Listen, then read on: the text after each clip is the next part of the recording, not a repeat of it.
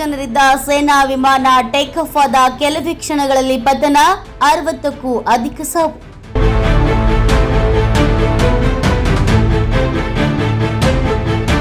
Take off ಆದ ಕೆಲವೇ ನಿಮಿಷಗಳಲ್ಲಿ C-130 ವಿಮಾನ ಪತನವಾಗಿದ್ದು ತಾಂತ್ರಿಕ ದೋಷದ ಶಂಕೆ.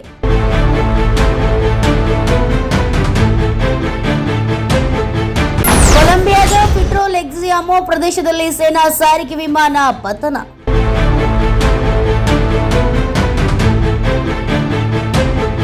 ಕೊಲಂಬಿಯಾದಲ್ಲಿ ಸೇನಾ ವಿಮಾನ ಪತನಗೊಂಡು 60ಕ್ಕೂ ಹೆಚ್ಚು ಸೈನಿಕರು ಸಾವನ್ನಪ್ಪಿದ್ದಾರೆ. ಟೇಕ್ ಆಫ್ ಆದ ಕೆಲವೇ ನಿಮಿಷಗಳಲ್ಲಿ C-130 ವಿಮಾನ ಪತನವಾಗಿದ್ದು ತಾಂತ್ರಿಕ ದೋಷದ ಶಂಕೆ ವ್ಯಕ್ತವಾಗಿದೆ.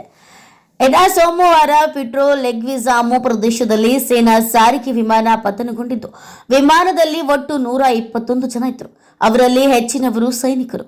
ಟೇಕ್ ಆಫ್ ಆದ ಕೆಲವೇ ನಿಮಿಷಗಳಲ್ಲಿ ಈ ದುರಂತ ಸಂಭವಿಸಿದೆ. ಲಭ್ಯವಾದ ಮಾಹಿತಿ ಪ್ರಕಾರ 66 ಮಂದಿ ಸಾವನ್ನಪ್ಪಿದ್ದು 70ಕ್ಕೂ ಹೆಚ್ಚು ಮಂದಿ ಗಾಯಗೊಂಡಿದ್ದಾರೆ. ಈ ವಿಮಾನವು ಹರ್ಕ್ಯುಲಸ್ C-130 ಆಗಿದ್ದು ಸೈನಿಕರಿಂದ ಒಂದು ನಗರದಿಂದ ಮತ್ತೊಂದು ನಗರಕ್ಕೆ ಸಾಗಿಸ್ತಾ ಇತ್ತು.